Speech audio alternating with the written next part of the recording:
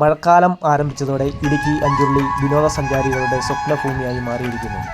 കാടും തണുപ്പും മഞ്ഞും മലയും പച്ചപ്പും നാലു ചുറ്റുമുള്ള മനോഹരമായ കാഴ്ചകളാണ് അഞ്ചുരുളിയിലേക്ക് വിനോദസഞ്ചാരികളെ ആകർഷിക്കുന്നത്.